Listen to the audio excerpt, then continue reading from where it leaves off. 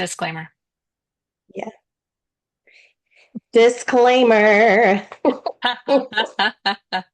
Welcome to Hopeful Hearts Podcast. I am Tamara Lexo, the Executive Director of Hopeful Hearts Ministry, and I'm here with Shannon Carr. She's the founder of Hopeful Hearts Hi. Ministry, and we want to start with a disclaimer. I always forget the disclaimer, but we have to have it today because we are talking about some very serious topics that could be very triggering. We are talking about rape. We are talking about chemical submission. We are talking about just a lot of things that could be very triggering to you. So, one, this is definitely not for little ears today. Mm-mm. And two, just prepare your heart before you listen if you are someone that could be triggered by discussion about these topics. So, hi, Shannon. Yeah. Hi. Hi. Tamara, before we get Hey. into some really Mm-hmm. heavy stuff, I Yep. just finished watching another aspect of what we're about to discuss. Your makeup's on point. Just saying. And Thank you. I should have done the whole like where you spray the grays in the roots of your Oh, hair. Like I need to get my roots mhm. did. Yeah, Yeah. but that's okay. So But you're I have the problem that I get makeup on the edges of my roots, and like uh-huh. because it's so white there, and then all of a sudden, like I'll have blush and foundation on here. So I have to use. If you're listening and not watching this on YouTube, you're I'm You're sorry, you're missing missing the out, man. You're missing you're out. missing the demonstration. But anyway, roots are a real thing, right? Look, they are. So They are. um, thank you. And I'm not wearing my glasses today because I've had several people say that they struggle watching the YouTube with us because they can't see my eyes because the Mm. reflection from the computer, it reflects so much back that you don't see my Mhm. eyes. So here's my eyes for today. I might be blurry Um, to you, but I right. am Yeah, here. I'm here. I'm here. If I have to read anything, I'll put them on. But Good. so Shannon came across first, I think. Well, I Um, came across the new Oprah podcast, and it's essentially like us, but obviously way more professional. Um, all the she's things. phenomenal. But that's Yeah, okay. I still feel like that ours is pretty darn interesting too. it However, is. but We're very let real. me do bring up this one that was about AI and or maybe did we discuss this or maybe I wanted to or something No. of that effect. But she had an episode about AI and how far it could go and she had people on there that talk to AI and become so entrenched that that AI becomes like Mm.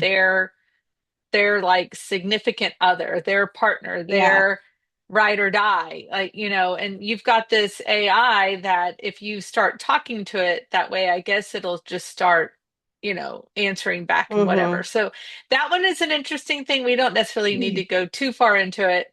But it was quite like just shocking because of well, how lonely I think that people can get, and to be able to just be like, I'm going to suddenly forget that this is my computer talking Yeah. to me this way and telling me to do these certain like these people would change their whole life because Yeah. of what this chat said. So it was very fascinating and I was like, I cannot believe, I am an Oprah. I was definitely an Oprah watcher, watched all the time. And Mm-hmm.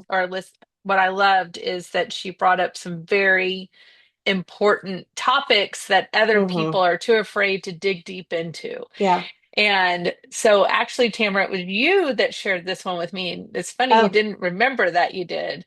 I didn't. And it took me some time before I could sit down and actually listen and then I was like, oh my goodness. Like this Mm-hmm. story is it's believable. I don't hate to say when it's unbelievable when we talk about those that Yeah. have gone through some type of, sexual assault Mm-hmm. or anything like that, because I myself was gone through that and Mm-hmm. not believed and all the things. Right. So when I say unbelievable, I don't mean like they're not believable. I just Right. mean that it's It's hard to wrap your brain around. yes. Yes, Yeah. exactly. So, This do is you want to so say who it intense. is and Sure. what it So I was? do remember now you had sent me one of Oprah's podcasts that was about the rise of sexual assault and um, intimate partner violence. And so it was very fascinating because in the world, but also, especially in the United States, there has been a For- huge, Forgot huge about that one.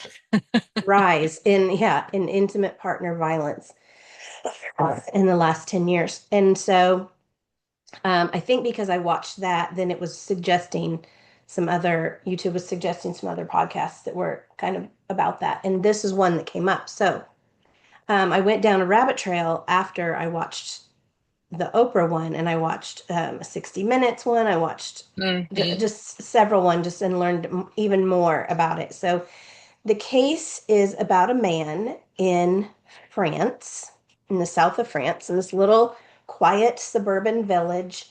His name is Dominique Pelicot, and his wife's name was Gisele. And Dominique was in his late 70s, early 80s, and was arrested because he was upskirting women in the grocery store.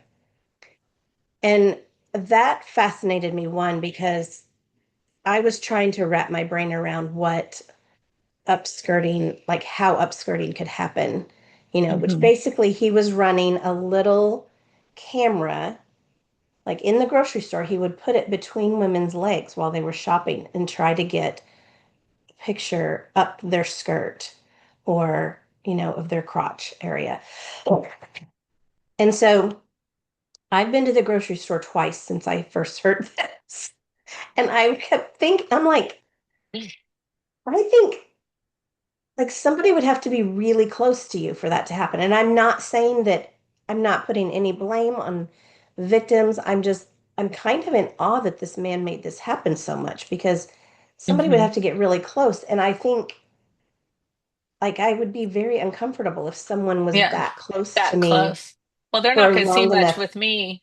I'm going to have on shorts anytime I Well, wear any kind of skirt, I've got like shorts that's me. on I'm and like, all I got leggings that. on. If I'm at the grocery store, I'm comfy. I'm not in my best mini skirt or Right, what. But right. so, okay, so apparently he was upskirting women in the grocery store, and it had happened enough time that the security guard there begged the woman to go to the police. He said, "This man comes in our store and he does this all the time, and we can't do anything about it. Please, please, please go to the police." And so she did. And he was arrested, and he had to call his wife and tell her what he had done. And she came to the police station and got him. And she told him, like, you need to apologize to your victims. You need to apologize and you need to stop this behavior.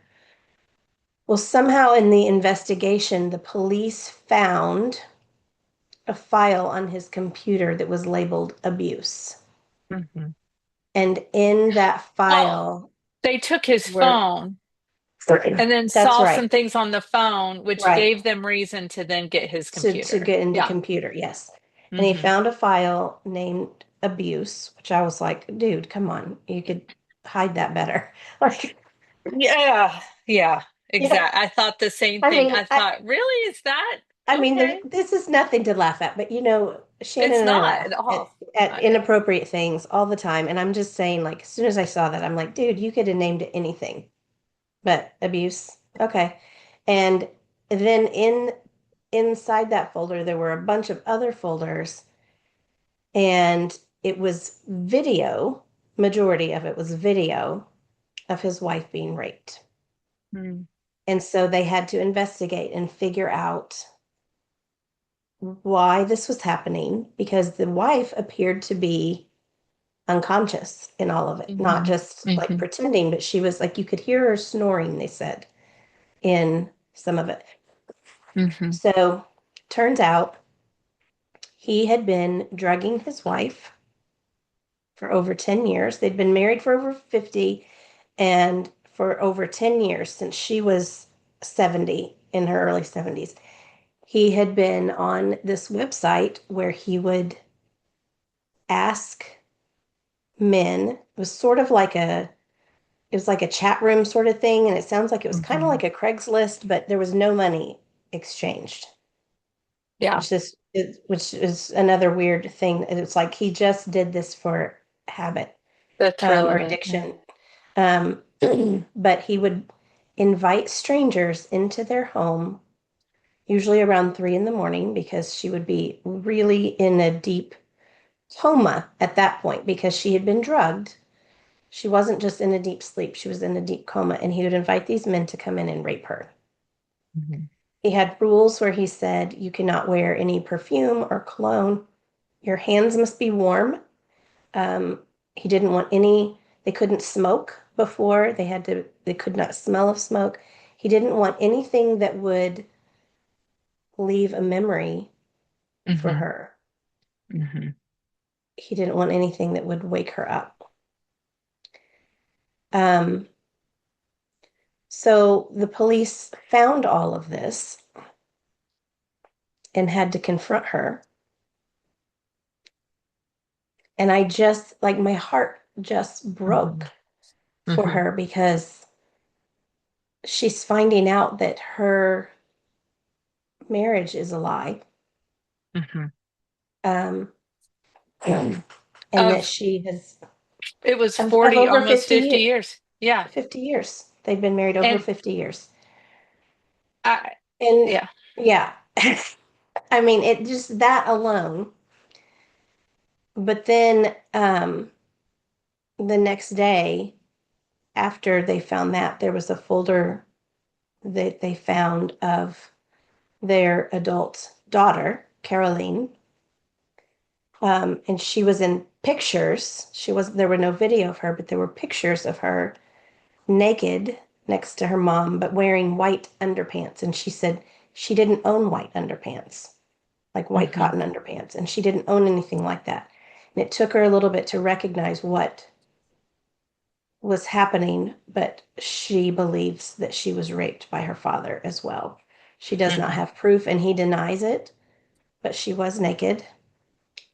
They found video of Caroline has two brothers, and his wives would come and stay. If they would come in for holiday, he would video them getting in and out of the shower, video them on the toilet. One of them was pregnant in videos, and so no one was safe in their house. No one.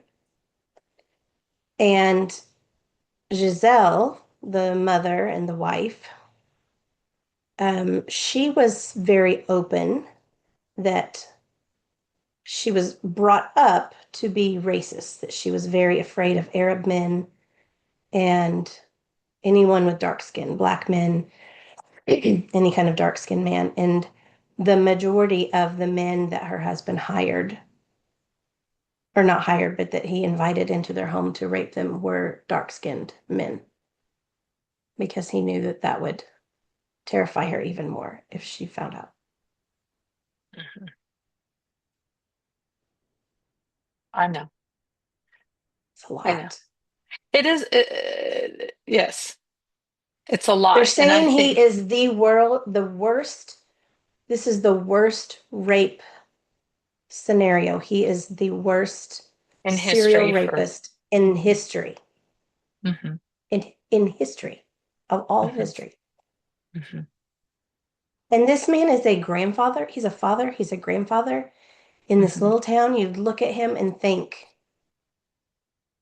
nothing. I mean, you would not think anything.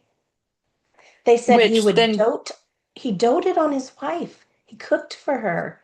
He would hold her hand when they were well, of out course he did. places. That's how he Yeah, drugged her. But I right, know. right.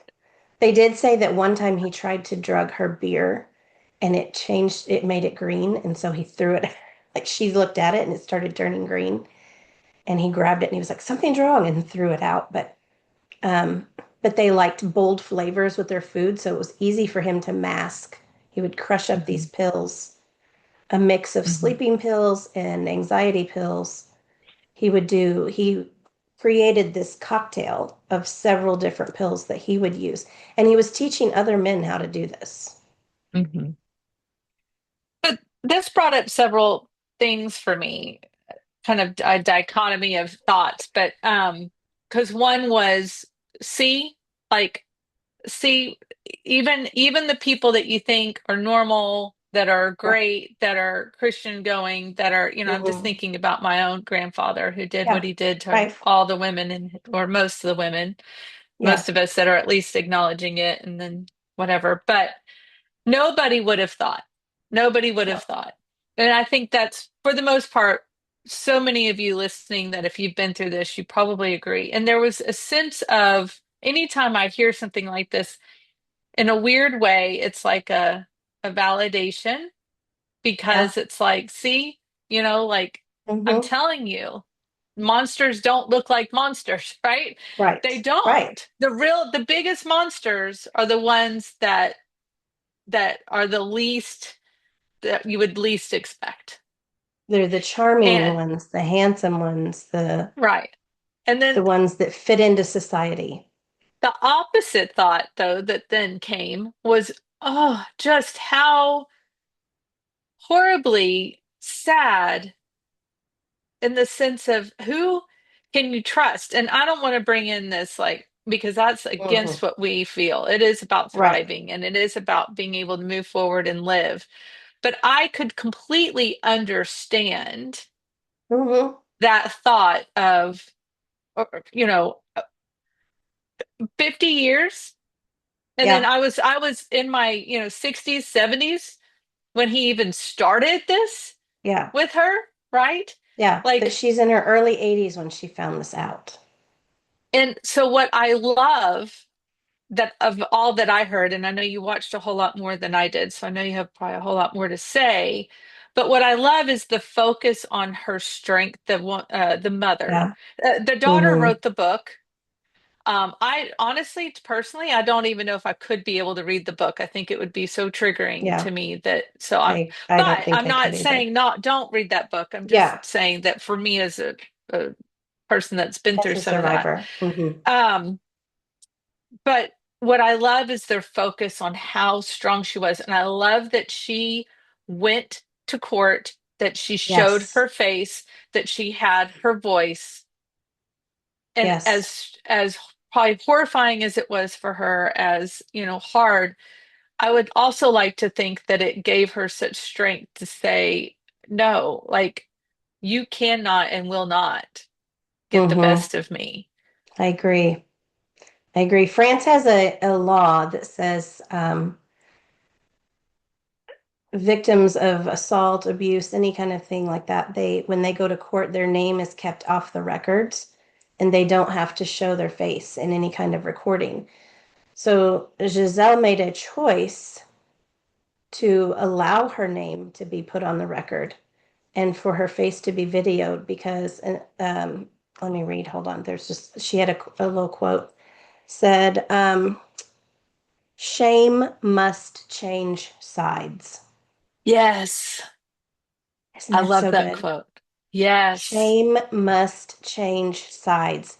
She said there was no reason for her to carry shame when she had done absolutely nothing wrong, that shame needed to switch to his side. Amen. I loved when I heard that, I was like, oh, I need that really big, even though we're not supposed to have words hanging up in our house. I, I would love to have that really big. Sorry, side note as a laughter, we were told by a friend that's a designer that, a very good having friend words who's up a, in your house is not the way to he go says it's for not in design. anymore. My walls are As I covered have in one words. hanging behind me. Yeah, I know. I'm like, Or I got words actually a and few. phrases everywhere. But I would have that really big shame Yeah, must change sides. I know. I'm just looking And right above my windows here in my office. I'm like, I could paint that up there. to remind myself. Right? Yes. Oh, so here was the other thing that I found interesting about the trial. So there was the trial of Dominique, the husband and father. But then she had to go back to trial for the 70 men that were identified. Okay, they think there's more, but they could only identify 70. And she fought for some kind of clause, whatever, so that if they said they were innocent, that the video would be played that That showed they their face and found. what, yeah. Yeah. And she was willing to do that. She sat in that court and would watch those videos and see those pictures. She endured that Hmm. in order for justice to be served. Yeah. Um, it's just, I mean, Oprah said this woman needs a statue made for her, and I agree. I I think this agree. woman deserves a statue. And the daughter, Caroline, who wrote a book, and I'm blanking on the name of the book right now. I will no longer call him dad. Is that it? I will. Yes. Let me see if I can find it. Yeah. Hmm. So Caroline went to politicians in France as well to fight for new laws against chemical submission, which we would call here, like in the United States, it technically I think it is called chemical submission, but it's like when you say someone's been roofied or um, when someone has been given drugs or alcohol and they are not able to consent, but there are rapes or crimes committed against them while they Hmm. are under the influence of drugs or alcohol. So France has really cracked down on that now. And um, I know the US has laws against it, but as you and I have said, that there needs to be so much training in the United States in the court system with police officers, with lawyers, with judges. They need to be trained in the ways of abuse and what is abuse and what it looks like, because I feel like we are still just decades behind where we need to be as far as survivor rights um, in this country.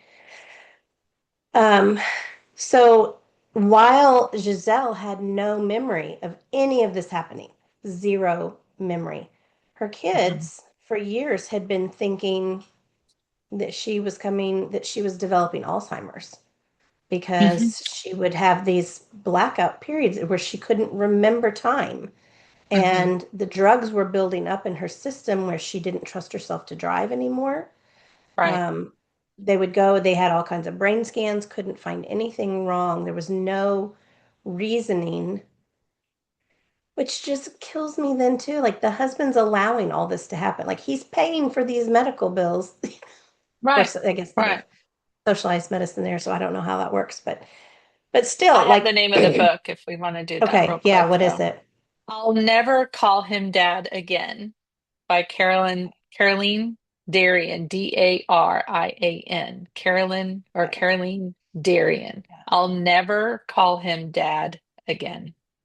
yeah, Sorry. Okay. yeah. So that Wanted to was, make sure and we that's got that her in there. story. That's the daughter's story Hmm. about that. But Which goes into so these things that they saw about their mom and yes, you know, and how worried worrisome they were aspects. about her. Hmm. They were so worried about her, thinking that she was getting dementia or Alzheimer's, thinking that something, she had a tumor or something was going on. And meanwhile, the dad is crushing pills in her dinner every night or in her raspberry ice cream because she loved raspberry ice cream and he would bring Hmm. her that in bed. Ugh, Hmm. Yeah. the betrayal is so I know. And thick. what makes me It, sad ugh, is that it made me so my grandfather, which I always my grandmother and grandfather were married. He did pass away from Alzheimer's, but they were married 50 something years because we were in like their Mm, at 50 they had like another whole wedding ceremony and we were all like yeah. bridesmaids and all that kind of stuff. And but he would walk up the stairs. He would get every time I say it, it's gross, but malta meal, Yeah. do you know what malta meal I is? do. I do know what malta meal is. Malta meal with strawberries, and he would carry it up the stairs, and she would have breakfast in bed. And then anytime that we got to spend the night, this is my good grandfather, not the other grandfather. Mm, And we would get to they had like a little chase lounge in their bedroom. That's where we slept. But then when he came up in the morning, we'd crawl into bed with my grandmother, and he'd bring us like a bowl of strawberries and whatever else. And we got to have breakfast in bed.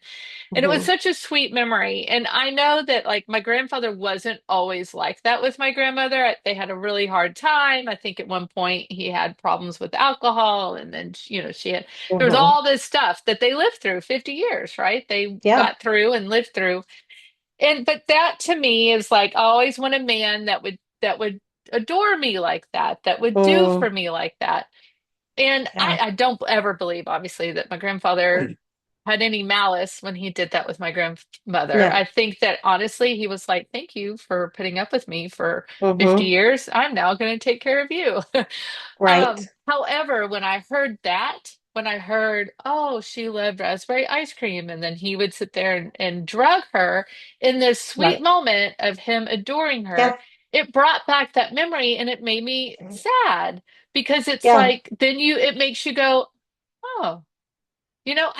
It just bothers me, right? That anything can make Right. you go, things that make you Mm-hmm. go, hmm. Mm. Things that make you go, It's Sorry. so frustrating. I know that was me. That was my fault, but Yep.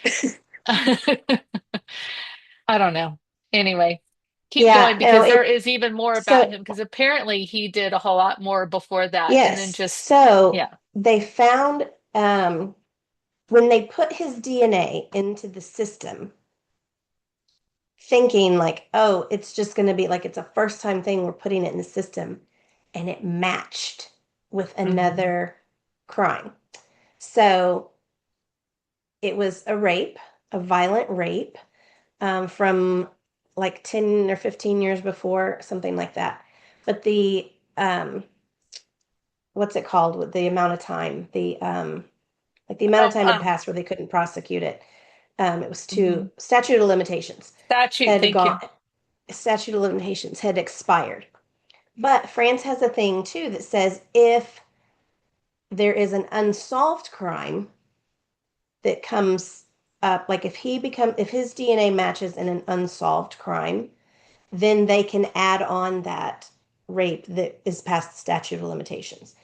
So there's an investigator who was investigating a very, very brutal rape and murder that fit. I mean, it was just almost down to a T to the woman that had been raped but just didn't die. Um, they think it's all the same, and so they're trying to get him on that murder so Hmm. he can be convicted of that murder and this rape and murder and then the other rape where the woman was left for dead. Hmm. Um, all in the same area. Hmm. So one of the things, there was a psychologist that they interviewed, and they're like, "Isn't it scary that in this small area that he found 70 men who were willing to come in and do this?" And he said, "No, that's not the thing." He said, "It's what's scary is that it's this normal everywhere else." Hmm. Because he said, "I don't think there's any weird concentration of rapists here. I don't think, he's like, this could have happened anywhere. Hmm. If someone evil enough to organize it would do it, that it could happen anywhere." Hmm. And that made me want to throw up a little bit. Yeah, that's the first. Yeah. I mean, I'm not shocked by that response necessarily, but to have to think about it, Yeah. It just, ugh, Hmm. right? Um, and then that's why I'm grateful for what I believe um in my life, and that this is not the world that I even choose to Right. live in, right? I live in it, but I'm, what is that saying? In the world, but not of it. It not of it, right? Hmm. Exactly. Um, Yeah. It's too it's too much. Like it's too much to carry. And it's too much. And I was talking to someone today talking about how we were going to be talking about this thing. She's like, "Ugh, how do you carry all that?" And like, I don't. I mm-mm. don't. I mean, that is a blessing from God that we can talk about these things, and then I can shut my Or laptop hear and them. I'll go make dinner in there because um now there was a time in my life that I carried it all. My codependency was so out of control that I was like a sponge walking around soaking up everybody's heartache and everybody, and I felt like it made me more righteous that I carried all of that. And no, mm-mm. If you're telling Mm-mm. yourself that you are, I don't know why my camera keeps going in and out, but if you're telling yourself that you are special, that you're this little wounded bird that just carries everybody's, and that's your lot in life, Mhm. that's not true. That's codependency, and there is healing from that. Right. And we love to talk to you about that. But um, Codependency just no more. That's the first book codependency you no should more. read. That's right. That's right. Um, We worked so through one of the that other probably how many things, years oh my gosh, yeah.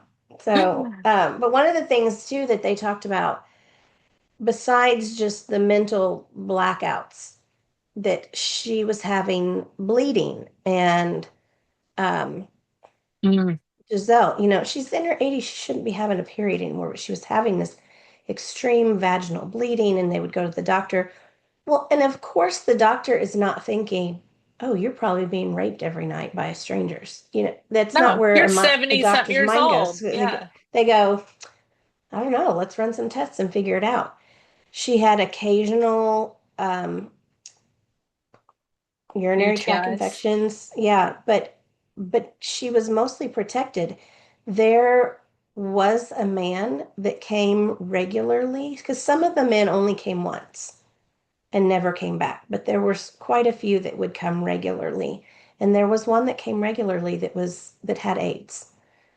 And the none of the men used condoms. That was a rule of Dominique's. How this woman didn't get AIDS, it's a miracle. She is an absolute miracle. Yeah. Um,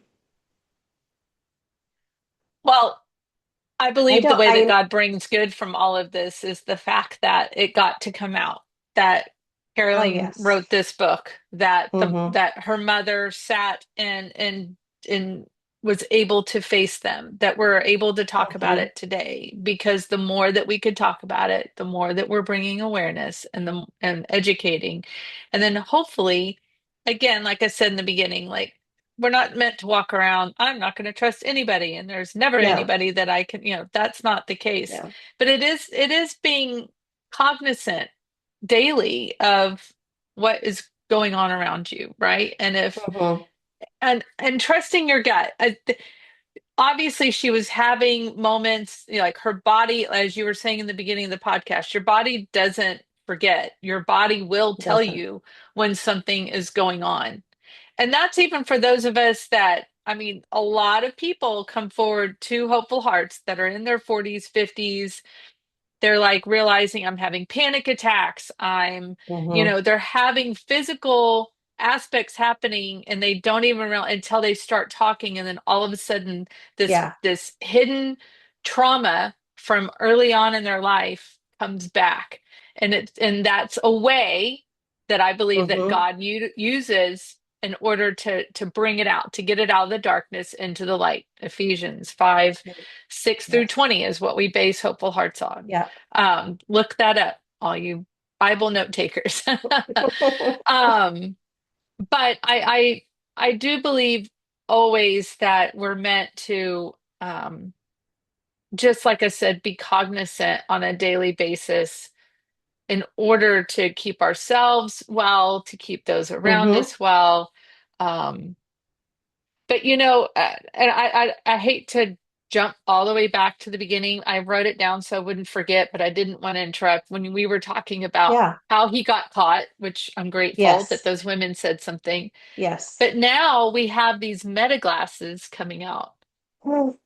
And Yes. this made me think about that, right? And how easily So scary. someone could just be dating. Let's say Yeah. you're in the dating world Yep. and somebody's wearing these glasses, you have no idea. Or I think there's Yep. something else. And there's something else other than glasses. There's something else I think you could wear that it's Jewelry. jewelry. Right. Like a So, like a pendant. right. So, yeah, I'm sure that there's some clause that maybe you signed to say, oh, I will not, film Mm-hmm. anybody outside of, whatever. I would Yeah. like to think that there is. But Oh well, to hopefully. me, I mean, oh my gosh, this is going to open up the door for, Yeah. For all kinds of yeah, entrapment. right. Like in that's not even the right word, but just abuse. But it Abuse. is one of the right words for sure. Yeah. I mean, So, um, I don't know if you've watched Off Campus. I It's have on not. Prime. It's a college romantic thing. Like it's not for people our age, but it Mm, is also for women our age because it's delicious to watch. But if you know what I mean. But there is a character in there. Her name is Hannah Wells, and she like through the storyline, it comes out that she had been raped in high school and how her body was dealing with it with the anxiety and the panic attacks and all. And mhm, I have to say, I've never seen a show deal with it more gently and with respect. And the character in there that's her boyfriend, like how gentle he is with her when he realizes that that was her only experience before, and how I really? mean, Huh. it gives me chills thinking about like it is.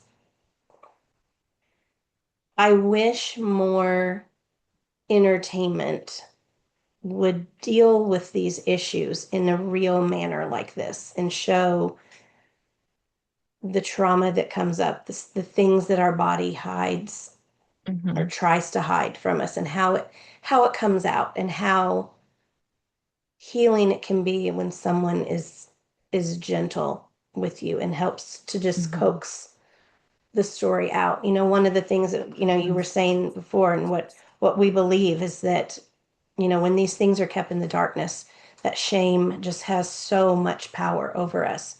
But when we bring truth into the light and we start speaking to it, it loses its power, not Hmm. just in how the story is told to other people, but it loses the power that it has over our body.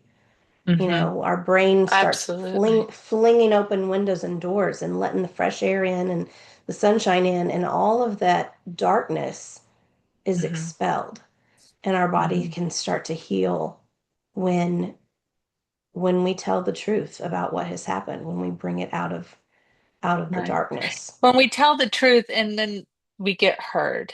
and we're heard. What you just said, I mean, it brings up a moment in my life that, I'd been married, for a bit of time, and I remember the moment, but I cannot tell you what caused that moment. There was a moment when we were trying to be intimate, and somehow I was touched wrong. Maybe there was something Yeah, that literally made me jump off the bed like that. Like I was yeah, on my feet, freaked out, and I was like, "Oh my God!" Like I went in almost to an immediate panic attack, yeah, and it does break my heart for him, even though but the response, unfortunately, was, "What is wrong with you? Why yeah. are you making me feel like I'm the predator?" Which I'm sure I Mm-hmm. did, which I felt horrible about. But then all I needed was a are you okay? You're okay. You're, to hold me, let me bawl my eyes out. Let me, And figure this is this not out. your And, current and husband, I'm going to say. I'm no, just no, going to no, put that no, it's disclaimer. not. This is not your No, current this, husband. thank you for saying that. But yes, this was many, many, many, many years ago. And one of the reasons that these things happened, that it just didn't work out for us because we couldn't get on the same page in that regard, right? Yeah. And that's maybe to no fault of his. Like he didn't, and you're right. Like there needs to be more education. There needs to be more support, maybe even for those Mm-hmm. that are with, partners that have been through Yeah. a whole lot. But yeah, I think it's so important to be able to have kind of that sense of care and understanding and to Mm-hmm. receive that. But, and I had done at that point, I can't remember if I'd already started Hopeful Hearts or not, but I this healing work that we do and that we do Mm-hmm. on a personal level for ourselves and that we help people walk through, it Yeah. is a journey. It's a journey and it does, Mm-hmm. take time and out of nowhere something like that could happen.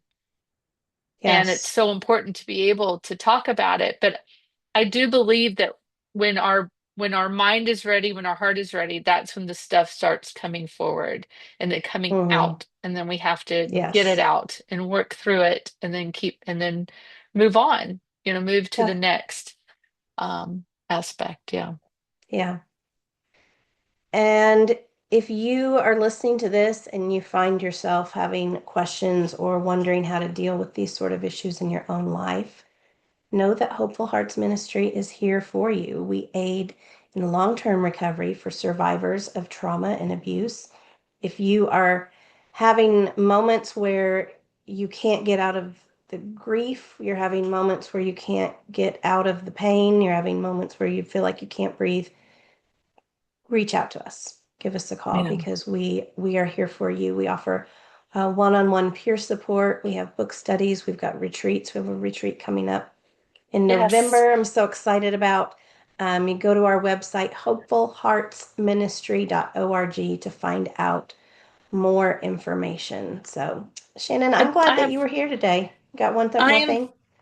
Thank you. Yeah, just one thing. And if you guys really are listening, and if you will let us know if there is anything that you want us to speak on, if there is a Mm-hmm. topic that you want us to speak on, even if it's silly, whatever, like Yeah. there's never a silly topic, but if there's anything that you want us to address, we would love the ideas. We would love Yeah. to know. I mean, Absolutely.